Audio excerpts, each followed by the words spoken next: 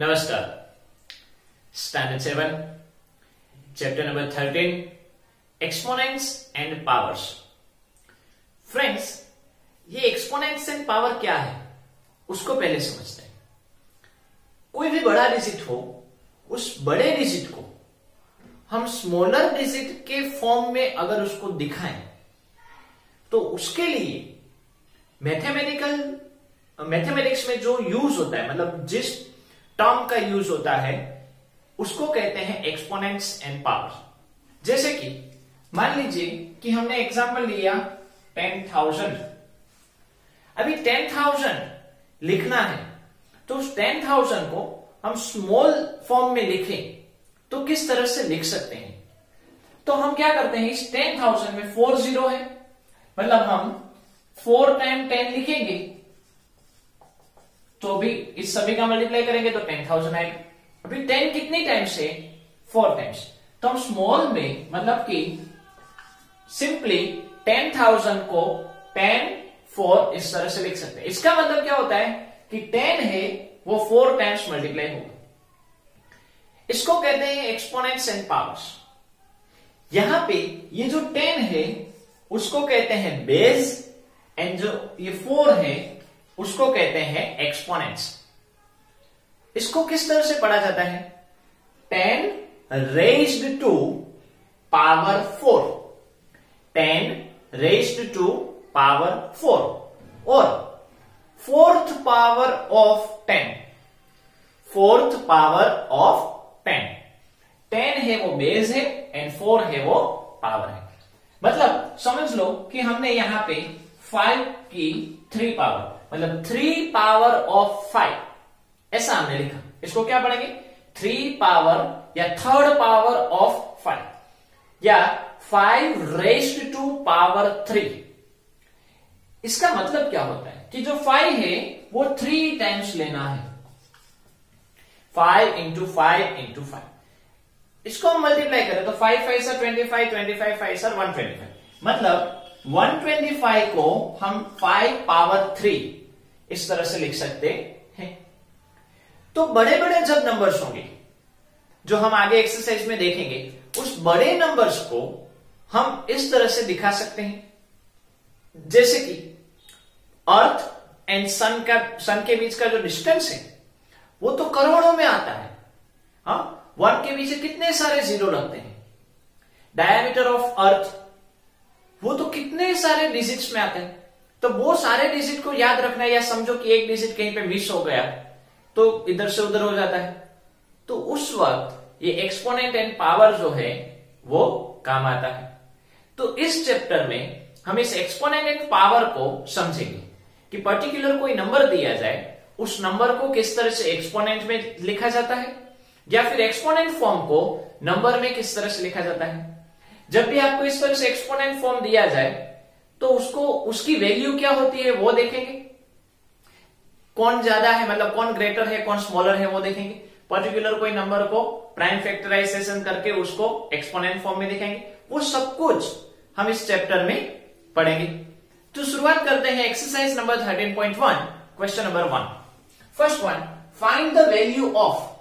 यहां पे आपको फ्रेंड्स कुछ एक्सपोनेंट फॉर्म दिए गए हैं, उसकी वैल्यू आपको फाइंड आउट करनी है। फर्स्ट है 2 raised to power 6, sixth power of 2।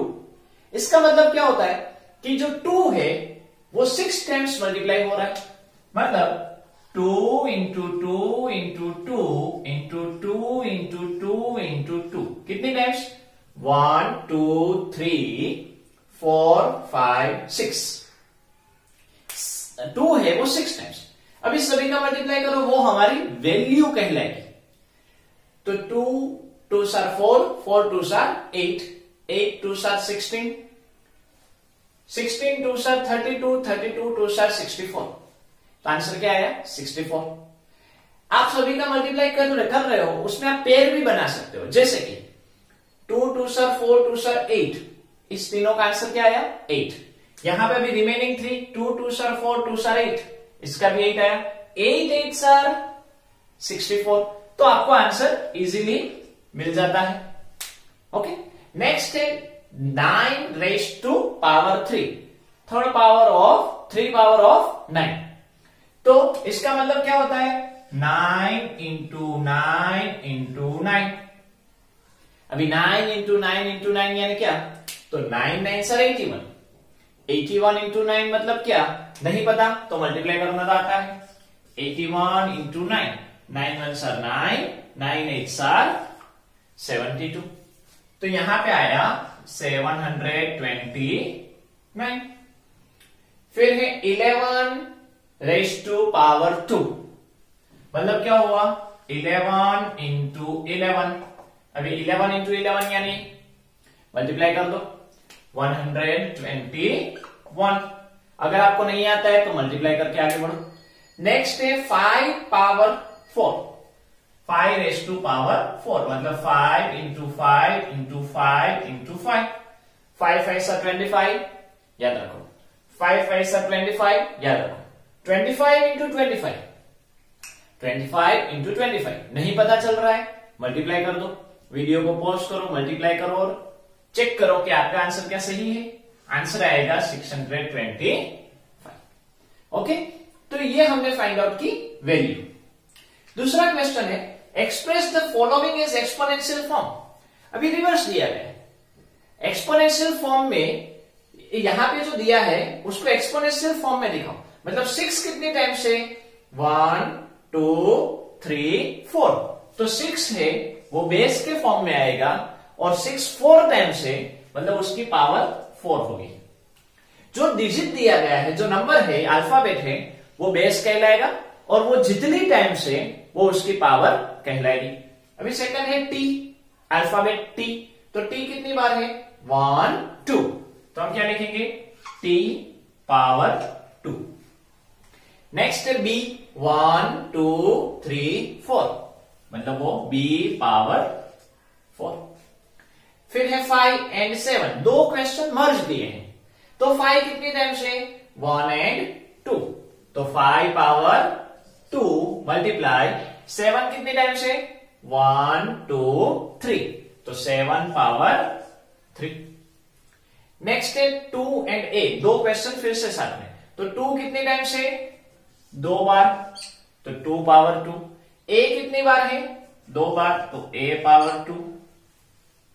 Next A C and D 3 है, तो ए कितनी टाइम से 1 2 3, तो ए 3 टाइम से तो 3। सी कितनी टाइम से 1 2 3 4, तो सी पावर 4। एंड डी कितनी टाइम से 1 टाइम, तो डी पावर 1। 1 टाइम हो और ना लिखे तो भी चलता है, मतलब समझो आपने ये लिखा तो भी चलेगा, लेकिन एक्सपोनेंशियल फॉर्म है इसलिए आप डिजिट 1 लग। ओके, इसका मतलब क्या होता है कि अगर कुछ पावर नहीं दी गई है तो 1 होती है। तो इस तरह से हम एक्सपोनेंशियल फॉर्म में दिखा सकते हैं, उसकी वैल्यू फाइंड आउट कर सकते हैं। Okay, third question, express each of the following numbers using exponential notation. मतलब यहां पे जो आपको क्वेश्चन दिए गए हैं उसको एक्सपोनेंशियल नोटेशन में लिखाना है। तो पहली बात तो वो होती है कि समझ लें कि पहला क्वेश्चन है 512, तो 512 में कौन कौन से नंबर आते हैं।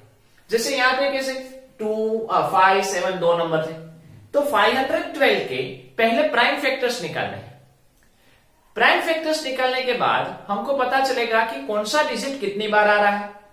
बाद में उस डिजिट को हम एक्सपोनेंशियल नोटेशन में दिखाएंगे। मतलब पहला टास्क हमारा ये रहा कि जो नंबर दिया गया है उसके प्राइम फैक्टर्स निकालो। क्या करना है, जो नंबर दिया है उसके प्राइम फैक्टर्स हमको निकालने हैं। अभी जो नंबर दिया है उसके प्राइम फैक्टर्स निकालेंगे, तो उसमें शुरुआत है फर्स्ट 512, तो 512 के प्राइम फैक्टर्स यूनिट में 2 है मतलब 2 से शुरुआत होगी, यूनिट में 2 है मतलब 2 से शुरुआत होगी। 512 डिवाइड बाय 2 करो, 512 divide by 2, 2 2s are 4, 1 brought down, 2 5s are 10, 1 2 brought down, 5 2 6 are 12। क्या आया 256। फिर से यूनिट में 6 है मतलब फिर से 2 के साथ डिवाइड हो सकता है, तो 2 के साथ डिवाइड करेंगे तो 256 divide by 2, 2 1s are 2, 5 brought down, 2 2s are 4, 1 6 brought down, 2 8s are 16। क्या आया? 128। फिर से 2 के साथ अभी डायरेक्ट हो सकता है।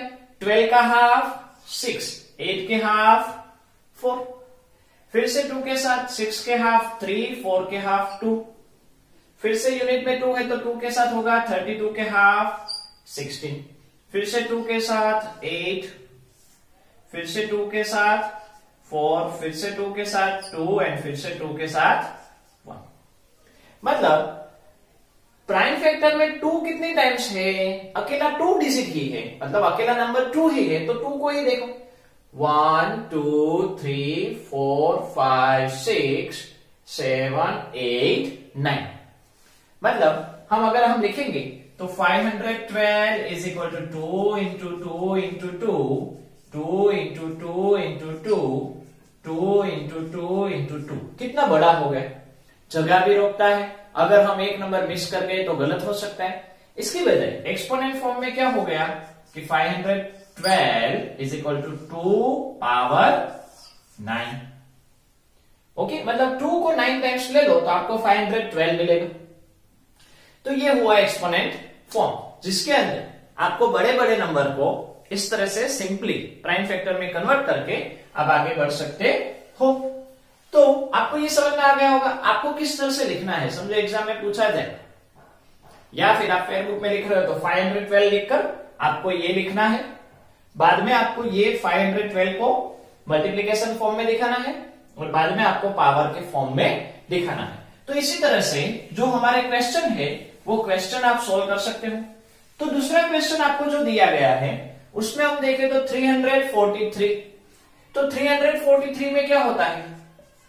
तो पहली बात 2 के साथ डिवाइड नहीं होगा क्योंकि यूनिट में ओड है। यूनिट में ओड नंबर है, मतलब वो 2 4 6 8 10 उसके साथ डिवाइड होगा ही नहीं। 3 के साथ चेक करते हैं तो 3 की डिविजिबिलिटी क्या है कि sum of the numbers if divisible by 3 then whole number is divisible by 3। अगर नंबर है वो 3 के साथ डिविजिबल होंगे तो वो 3 के साथ डिविजिबल है। तो तीनों का प्लस करो, 3 प्लस 4 7, 7 प्लस 4 7 प्लस 3 10। 3 के टेबल में 10 नहीं आता, मतलब ये नंबर 3 के साथ डिविजिबल नहीं है। 4 के साथ भी नहीं है क्योंकि इवन नहीं है। 5 में यूनिट में 0 या 5 हो तो 5 के साथ डिविजिबल है, वरना नहीं है। 6 के साथ नहीं होगा क्योंकि ओड है। 7 का हमको नहीं पता तो डिवाइड करके चेक करते हैं। 7 4s are 28, 34 में से 28 निकालो। अभी फ्रेंड्स एक सब्ट्रैक्शन की मेथड देख लो। 34 में से 28 सब्ट्रैक्ट नहीं होते क्योंकि 4 में से 1 सब्ट्रैक्ट नहीं होगा। तो यहां पे आप 14 करोगे, 2 करोगे, वैसा मत करो। 28 में आप क्या ऐड करोगे, क्या डालोगे 34 आ जाए। तो काउंट करो 29 30 31 32 33 एंड 34, 6 आया। तो आंसर आ गया 6। आपको कहीं पे भी अलग से बोरो नहीं लेना है, कुछ करने की जरूरत नहीं। ये तो मैंने हाथ से काउंट किया, आप डायरेक्टली भी कर सकते हो कि 28 में 2 डाले तो 30 में 4 डालेंगे तो 34 and 2 and 4 6। Okay, brought down क्या हुआ 3। 7 के टेबल में 63, 7 9s are 63, आंसर आया 49। मतलब ये 7 के साथ डिवाइड होगा। आई 49 तो आपको पता ही है, 7 7s are 49 और 7 1s are 7। तो 343 यानी क्या हुआ 343 यानी कि 7 इंटू 7 इंटू 7, 7 कितनी टाइम्स हुए 3 टाइम्स। तो बेस में 7 और पावर में 3। तो इस तरह से फ्रेंड्स हम बड़े नंबर है उसको दिखा सकते हैं। अभी ये 343 जो है ना वो नंबर में 7 के साथ ही डिवाइड होगा। मतलब 343 को ऐसा हो तो याद रखें कि जब भी आपको क्वेश्चन में 343 दिखाई दे तो 343 343 यानी 7 7 7 और 7 का क्यूब क्या होता है 7 का क्यूब होता है 343। 7th स्टैंडर्ड में आप 1 से लेकर 10 तक के क्यूब याद रखोगे तो आपको फ्यूचर में काम आएगा। तो 7 का क्यूब क्या होता है 343, ये अगर आपने याद रख लिया तो भी आपके लिए बेनिफिट रहेगा। तो इसी तरह से हम आगे बढ़ सकते हैं। नेक्स्ट है 729। नेक्स्ट क्वेश्चन क्या दिया गया है? 729। तो 729 में हम आगे बढ़े तो 729 यूनिट में 9 है, मतलब 2 के साथ डिवाइड नहीं होगा। 3 के साथ चेक करते हैं तो 7 into 9, 9 and 9 18, 3 के टेबल में 18 आता है, मतलब ये 3 के साथ डिवाइड होगा। तो 3 के साथ डिवाइड करके आप चेक करो। 3 2 6, 7 में से 6 आएगा तो 1 2, 3 4 12, 9 brought down, 3 3 9, 243। मतलब क्या हुआ कि भाई 3 के साथ अगर हम डिवाइड करेंगे तो 243 आंसर आएगा। फिर से 2 and 4 6, 6 and 3 9, मतलब ये फिर से 3 के साथ डिवाइड होंगे। तो 243 का 3 के साथ डिवाइड करोगे तो 3 8 24, 3 3 1 3, क्या आया? 80। अरे फ्रेंड्स 81 है वो 9 into 9 81 होता है, वो आपको मालूम है। तो यहां पे आप 9 into 9 करके आगे बढ़ो और बाद में जब हम लिखेंगे तब 9 को स्प्लिट कर देंगे ताकि यहां पे आपको 3 के साथ डिवाइड करने की जरूरत ना पड़े। कैसे? 981 यानी 9 into 9 एंड 9 into 1। ओके, अभी हम जब लिख रहे हैं कि भाई 729 यानी क्या हुआ? 3 into 3 into 9 into 9। यहां पे हम 9 को स्प्लिट कर रहे हैं, जैसे कि ये 3 into 3, ये तो जैसे है वैसे ही रखे। ये 9 यानी क्या होता है?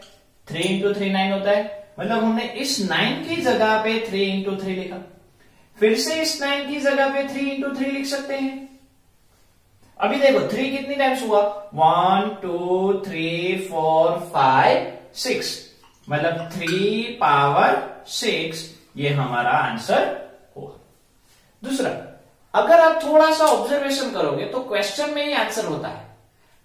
दूसरे क्वेश्चन में जैसे कि यहां पे आपके हैं 9 का क्यूब 729, तो 729 यानी 9 9 एंड 9 भी लिख सकते हो। फिर 9 को स्प्लिट करो 3 into 3 3 into 3 3 into 3, वैसे भी आप कर सकते हो। आपके ऊपर डिपेंड है कि आप किस तरह से क्वेश्चन को इजी बनाते हो। Next question 3125। अभी देखो 3125 में यूनिट में क्या दिया गया है? 3125 में यूनिट में 5 दिया गया है, मतलब ये नंबर 5 के साथ डिवाइड होगा। ये जो नंबर है वो 5 के साथ डिवाइड होगा, तो 5 के साथ डिवाइड करके चेक करो कि भाई 3125 5 के साथ डिवाइड होगा तो क्या होगा? 2 brought down, 5 2 10, 5 brought down and 5 5 25। क्या हुआ? 625। अभी 625 में फिर से 5 आया, मतलब ये फिर से 5 के साथ डिवाइड होगा। तो इसको हम 5 के साथ डिवाइड करें तो 5 1 5, 5 2 10 एंड 5 5 25। क्या आया? 125। 125 में फिर से 5 है तो 5 के साथ डिवाइड होगा। 5 2 10 एंड 5 5 25। क्या आया? 25। अभी 25 का तो आपको पता ही है। 25 में क्या होता है? 5 5 एंड 5 1, मतलब 5 कितनी टाइम्स हुए? 1 2 3 4 5, मतलब क्या हुआ? 3 1 2 5 इज इक्वल टू 5 1 2 3 4 5, मतलब 5 power 5। तो फ्रेंड्स इस तरह से जो भी नंबर दिया गया है उसको हम एक्सपोनेंशियल फॉर्म में दिखा सकते हैं। तो पहले क्या करना है कि एक्सपोनेंशियल नोटेशन में दिखाने के लिए उसके प्राइम नंबर्स निकालो। ओके, अगर एग्जाम में पूछा जाए तो प्राइम नंबर्स जो आप निकाल रहे हो वो जरूरी नहीं है कि हम निकालें, जब तक कहा ना आ जाए तब तक आपको स्पेसिफाई किया जाएगा कि भाई प्राइम नंबर्स निकालो और बाद में हमको एक्सपोनेंशियल नोटेशन दिखाओ, तब आपको प्राइम नंबर्स दिखाने हैं। ऐसे क्वेश्चन में सिंपल जहां पे आपको कहा गया है कि एक्सपोनेंशियल नोटेशन में दिखाओ, तब अगर आपको पता हो तो आप डायरेक्टली आंसर लिख सकते हो। जैसे कि 343 में 7 इंटू 7 इंटू 7 होता है, वो समझ लो कि आपने वो क्यूब है इसलिए याद रख लिया, तो 7 का क्यूब आप डायरेक्टली लिख दो तो चलता है, उसमें ये करने की जरूरत नहीं है। बट समझ लो कि कोई एक ऐसा नंबर है जिसके बारे में आपको पता ही नहीं है, तो आपको ये मेथड पता होनी चाहिए कि किस तरह से एक्सपोनेंशियल नोटेशन में हम कोई भी नंबर को कन्वर्ट कर सकते हैं या दिखा सकते हैं। तो फ्रेंड्स, हम इसमें यहां तक रखते हैं। आपको समझ में आ गया होगा। नमस्कार।